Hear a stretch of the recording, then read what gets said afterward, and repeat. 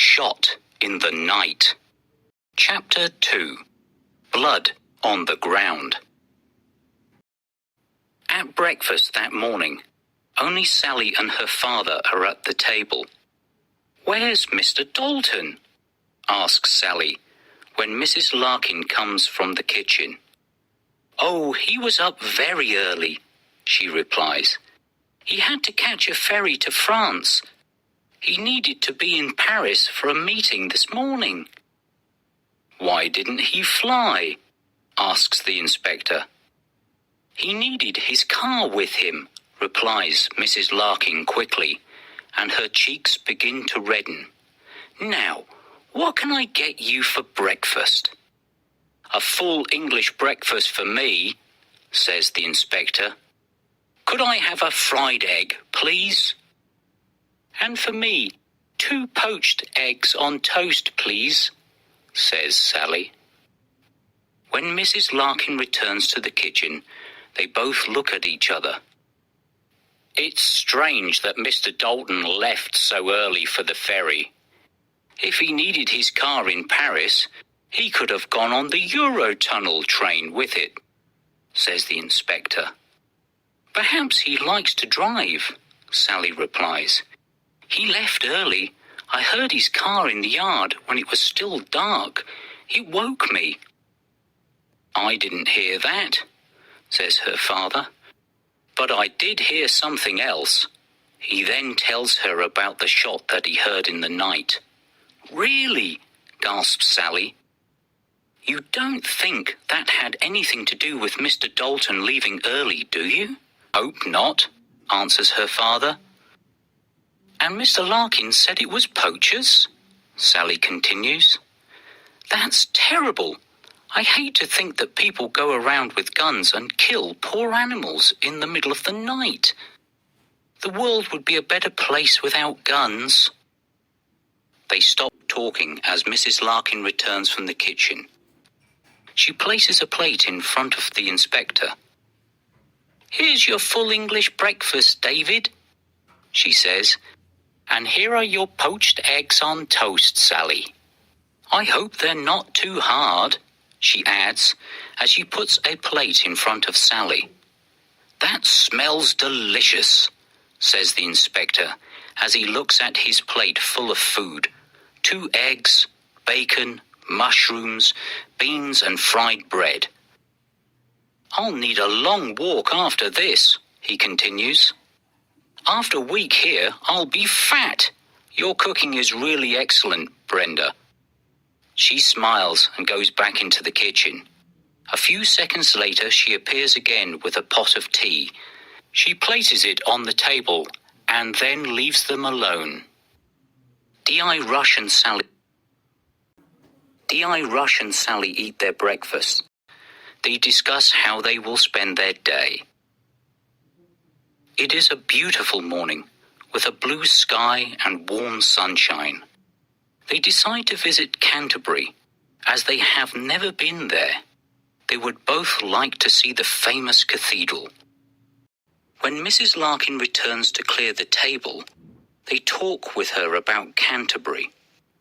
Finally, D.I. Rush asks where Mr. Larkin is. "He had to leave early as well," she replies. "He's gone up to London to see someone about some business."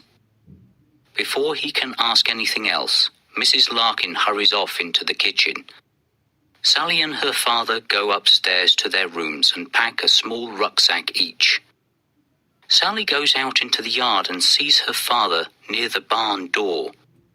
As she walks towards him, she slips.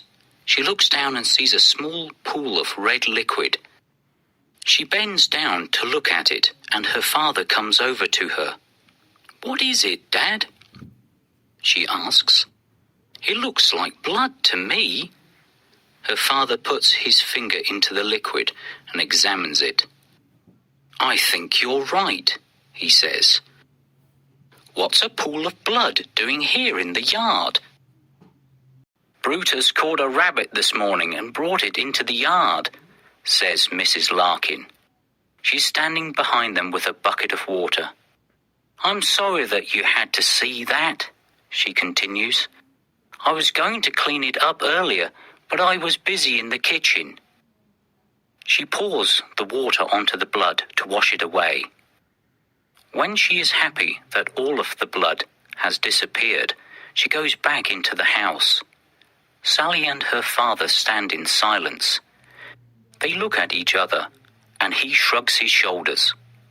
I thought they locked Brutus in the backyard, Sally says. That's what Mrs. Larkin said yesterday, agrees her father. Perhaps the poachers are not the only killers around here after dark. I don't like to think that Brutus is walking about freely at night. Well, don't think about it then, says Sally. Let's go and have a nice day in Canterbury. They spend a pleasant day in Canterbury. They visit the castle and the cathedral, and they have lunch at one of the cafes in the town centre. They also look around the shops before they return to their car and drive back to Littlestone Farm. On their return, Mr. Larkin is standing at the door of the house. Did you have a good time in Canterbury? He asks.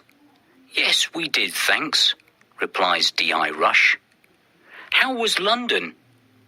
Too busy and too noisy, Larkin laughs. Did you drive there?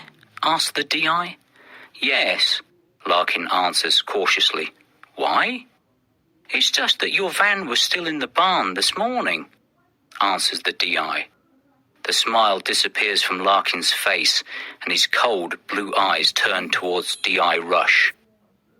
I walked to the end of the lane, and a friend took me in his car, he says after a moment. Oh, right, replies D.I. Rush. Any more questions? He asks sharply. No, Alan, answers the inspector. None at all. Larkin turns and disappears into the house. Sally and the inspector look at each other before they follow him through the door. They go upstairs to their rooms to wash before the evening meal. Tonight, they are the only two at the table. While they eat, Sally and the inspector discuss their day in Canterbury. But both of them are thinking about the strange things that have happened since they arrived at Littlestone Farm. Mrs. Larkin serves their food, but doesn't say much this evening. Mr. Larkin is nowhere to be seen. After the meal, Sally watches TV again, while her father reads his book. When they go upstairs, they both go into Sally's room. Something's not right here, says D.I. Rush, after she has closed the door. I think I'll stay awake tonight and see if anything happens. Oh, Dad, says Sally, you're not at work now. Just go to bed. Sorry, Sally, he replies. I have a suspicious mind. I just want to see if anything happens during the night here. Well, be careful, Dad, Sally warns. There are obviously people out there at night with guns. Don't worry, I can take care of myself, says her father before he goes to his room. He takes off his shoes and lies on the bed. He sets his alarm clock for 2 a.m. and then closes his eyes. He only seems to have slept for seconds when the alarm wakes him. After he stops the alarm, he lies for a few minutes on the bed. Then he gets up, goes to the open window and looks out. The yard is completely dark, and there is no sound at all. He sits by the window, and the hours go by. The only sounds he hears are a dog barking somewhere, and also an owl in the wood. When it starts to become light, he undresses and gets into bed, where he soon falls asleep. At breakfast the next morning, he tells Sally about his night. Perhaps you are too suspicious, Dad, she says. I think it's the fact that you're a policeman that makes you suspect everyone, don't you think? You could be right, her father agrees. I think that I should leave my work behind for a week and just enjoy my holiday. The weather is beautiful and the food is great. And of course the company is wonderful, Sally adds, and she laughs. Indeed it is, agrees her father, and he laughs too. They spend the day in Ramsgate on the coast. It is some distance away, but D.I. Rush had a holiday there when he was a teenager and wants to go back. He finds that he cannot really remember much. Everything is more modern now. However, they have a pleasant day. They do all the things that D.I. Rush used to do when he was a teenager on holiday. They walk by the sea, eat fish and chips, and go to the fairground. They go on the rides, and at one of the stalls, D.I. Rush wins a bar of chocolate by throwing darts. They have both eaten enough, so he puts it in his pocket for later. For Sally, it is a new experience. She has spent all her holidays in Spain or France. She has never had a holiday on the coast in England. When they arrive back at Littlestone Farm, Mr. Larkin is in the barn. The doors are open, and they can see him in the back of his van. He has a bucket and a cloth. He looks up as they get out of the car. They are both laughing. "You've obviously had a good day," he says. "It must be nice to have no work to do." "It is very nice indeed," replies D.I. Rush. "Are you going out with the van this evening, Alan?" "No," Larkin answers sharply. "I just thought that I should clean it out. Then it will be ready when I need it again." He turns away and begins to clean the floor. D.I. Rush looks at Sally and shrugs his shoulders. They walk across the yard and into the house. Mrs. Larkin is obviously in the kitchen, and the smell of the evening meal fills the hall. "It smells like roast lamb," says Sally. "The meals here really are delicious." "I can hardly believe that you used to be a vegetarian," her father laughs. Apparently, they are still the only guests at the house. While they eat their evening meal, they talk together. They also speak to Mrs. Larkin when she appears from the kitchen to serve the food. They tell her about their visit to Ramsgate and D.I. Rush's holiday there years ago. When they have eaten, they decide to sit in the garden to drink their coffee. It is a beautiful evening, and they watch the sun disappear behind the wood. "2 days gone already," says Sally. "I can't believe how quickly the time goes by." "Yes, it will soon be time to pack our cases," replies her father. "Well, Mrs. Larkin is okay, and I really like her meals," says Sally.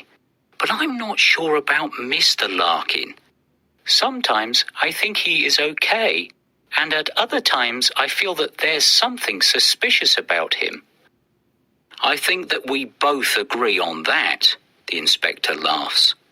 Then he continues more seriously. "You know what I said this morning about forgetting police work for a week? Well, I still think Mr. Larkin is doing something illegal. I think I might stay awake again tonight." "Well, I think that you should go to sleep tonight. You have been yawning all day today," says Sally. They go inside and watch television together for an hour. Then they go up to their rooms. "Are you really going to stay awake tonight, Dad?" Sally asks as she goes into her room. "I don't know," replies her father. "As you said, I should really sleep tonight. I might set my alarm and just get up for a short time to see if anything is happening." Sally smiles. She knows that her father will get up during the night. He has been a detective for too many years now. If he thinks there is something suspicious going on, then he will not be able to get a good night's sleep. "Good night, Dad," she smiles. "Sleep well." At 2 a.m., D.I. Rush is waiting by his open window. He sits there for 30 minutes, and once again the only sounds that he hears are the barking of the dog and the call of the owl. He's about to go back to bed when he hears someone swear quietly. He puts his head out of the window, but everything is quiet again. With his head out of the window, he can see that there is a light on in the barn. Perhaps Larkin is working on his van, he thinks. However, there is no sound at all. He thinks for a few seconds and then decides to go and see what is happening in the barn. Probably Larkin didn't switch the light off, the inspector tells himself. He goes quietly down the stairs. The house is dark and silent. He's just about to open the door and go out into the yard when he hears a deep growl behind him. The hair on the back of his neck stands up. The inspector does not move his body but slowly turns his head. In the darkness, he can see the shape of Brutus. The Rottweiler is standing in the hall behind him. Brutus growls again and takes a step towards him. "Good dog," says the inspector quietly. "Nice dog." Although it is dark, he can see that the dog is ready to jump at him. He puts his hand in his pocket to see if he has anything to protect himself with. His fingers touch the bar of chocolate that he won at the fairground. Quickly, he breaks a piece from the bar and throws it to the dog. "Good dog, do you like chocolate?" he says. In the darkness, he can see the dog take the chocolate from the floor and swallow it quickly. His hand is trembling as he throws another piece to it, and then another. While the dog is eating the chocolate, D.I. Rush opens the door and escapes into the yard. He quickly closes the door behind him and stands still for a moment. He breathes deeply and waits a few minutes until his heart is beating more slowly. "Perhaps I should have stayed in bed," he tells himself. "How can I go back into the house now? Brutus will be waiting for me.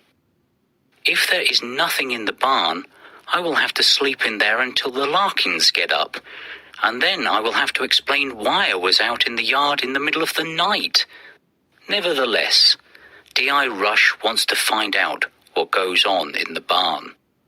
In the yard, there is only his car. The light is still on in the barn. He stands for a moment and listens.